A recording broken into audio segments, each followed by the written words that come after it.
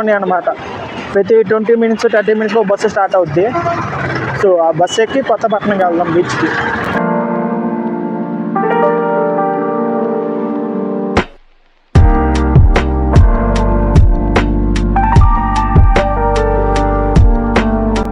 పట్నం అయితే దిగేసాం. So Kothapatnam bus stand నుంచి ఇప్పుడు బీచ్కి వెళ్ళాలి కదా, 1 నుండి 2 కిలోమీటర్ డిస్టెన్స్ ఉండదు. ఆటోలు పోతూ ఉంటాయి, మీరు ఎక్కొచ్చు. కాకపోతే 20 రూపీస్ 30 రూపీస్ ఛార్జ్ చేస్తారు. అది ఎందుకు అనుకుంటే నాలాగా నడుచుకోవచ్చు, లేదు నడలేమంటే బస్ స్టాండ్లో ఆటో మాట్లాడుకొని వెళ్ళిపోవచ్చు. నాకు ఇదైతే థర్డ్ టైం నేను ఇక్కడికి రావటం. నేను ఫస్ట్ వచ్చింది కొత్తపట్నం బీచ్కి మొంత తుఫాన్. అప్పుడు మీరు అందరు వినే ఉంటారు కదా మొంత తుఫాన్ గురించి. బీచ్కి వచ్చాను, పోలీసెస్ అయితే ఆడ ఎవరిని ఉండొద్దు ఖాళీ చేయమని చెప్పి వెళ్ళిపోమన్నారు. సెకండ్ టైం వచ్చాను, కాకపోతే చీకటి పడిపోయింది. నేను టైం ఎక్కువ స్పెండ్ ఏం చేయలేదు ఇక్కడ. థర్డ్ టైం వచ్చాను, అప్పుడు కూడా స్పెండింగ్ ఏం చేయాల. ఇప్పుడు 10 నిమిషాల్లో కానీ నేను బీచ్ దగ్గరికి వెళ్ళగలిగితే ఇంతకుముందు ప్రీవియస్గా వచ్చిన దానికన్నా ఈరోజు ఎక్కువ టైం స్పెండ్ చేయడానికి అవకాశం ఉంటుంది. ఈరోజు డేట్ వచ్చేలోపు ఫిబ్రవరి 7, 2026. ఈ ఫిబ్రవరి 14, 15 వచ్చి మన పాకల బీచ్లో వచ్చేలోపు ఈవెంట్ ఉందన్నమాట.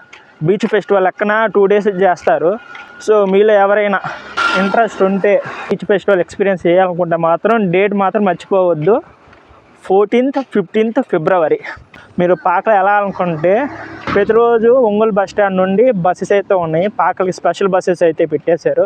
ఆ బస్సు కాదనుకుంటే మీరు సింగరాయకొండ వెళ్ళి అటు నుండి కూడా వెళ్ళొచ్చు అనమాట. Choice is yours. ఫెస్టివల్ మాత్రం ఎక్స్పీరియన్స్ చేయాలంటే మాత్రం ఈ 2 రోజులు మాత్రం అసలు మర్చిపోవద్దండి. ఇందాక నేను కొత్తపట్నం మెయిన్ బస్ స్టాండ్ నుండి బీచ్ వరకు 1 కిలోమీటర్ ఉంటుందని చెప్పాను కదా. ఒకటి కాదు, ఇంచుమించు 2 కిలోమీటర్లు. కొత్తపట్నం బస్ స్టాండ్ నుంచి బీచ్ వరకు 2 కిలోమీటర్లు అయితే ఉంటుంది. దాన్ని బట్టి మీరు ప్లాన్ చేసుకోండి, నడవాలా ఆటో ఎక్కాలా అని.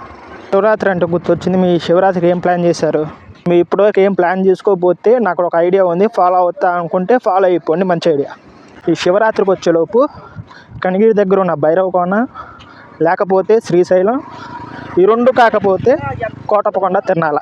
ఖచ్చితంగా ఈ 3 ఏదో ఒకటి ఎక్స్పీరియన్స్ చేయండి ఈ యొక్క శివరాత్రికి అయితే. మీరేమనుకున్నారు కింద కామెంట్లో రాయండి. చూసారు కదా అద్భుతమైన వ్యూ. ఈ పక్క గుర్రం కూడా ఉంది. ఇప్పుడు కొత్తపట్నం బీచ్లో కూడా గుర్రం పెట్టేశారండి. నా ఫస్ట్ ఎక్స్పీరియన్స్ ఎలా ఉందంటే, ఒక్కసారి ఇన్ఫైనైట్ ఎండ్ అనేది చూసిన తర్వాత నాకు ఒక్కసారిగా మైండ్ బ్లో అయిపోయింది. ఏమో అద్భుతంగా ఉందిరా, ఒక్కసారి కనుచూపు మేర నీళ్ళు ఫ్లాట్గా. అసలు నాకు మైండ్ అయితే ఎగిరిపోయింది అనమాట. అయితే 10 మినిట్స్ అయితే ఒక ట్రాన్స్లో నాకు మైండ్ పనిచేయలేదు.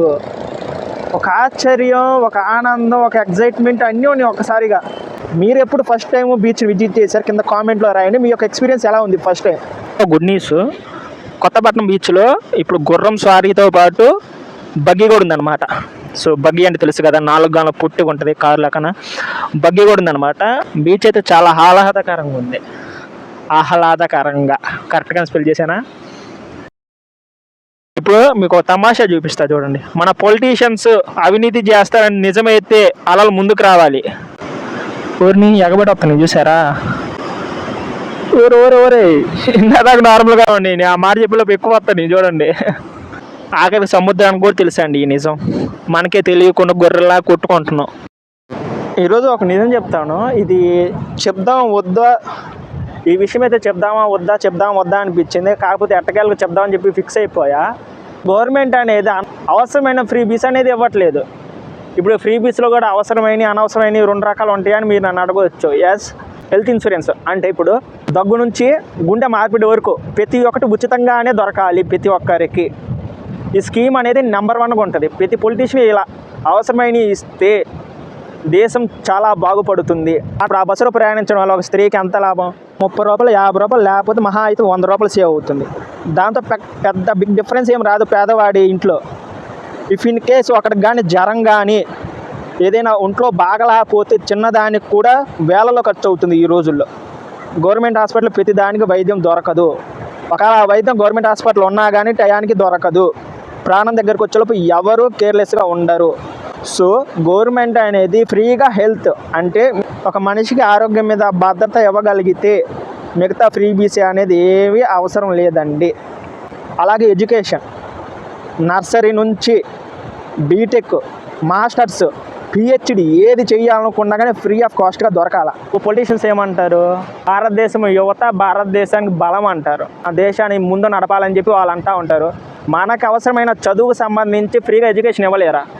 విద్యలో 100% రాయితీ ఇవ్వాలి అంటే ఎల్కేజీ నుంచి పిహెచ్డి మాస్టర్స్ ఏది చేసినా కానీ ఫ్రీ ఆఫ్ కాస్ట్. గవర్నమెంట్ మన దగ్గర అవన్నీ ఫ్రీగా ఇవ్వకుండా దేశ అభివృద్ధి కోసం కష్టపడాలంటే గవర్నమెంట్ అనేది free of education, free of health insurance, ఎంత పెద్ద చికిత్స అయినా కానీ ఫ్రీగా విదేశాలకు వెళ్ళి చేయించుకోవాలన్నా కానీ ఫ్రీగానే చేయించుకునేలాగా గవర్నమెంట్ అనేది స్కీమ్స్ తీసుకురావాలా.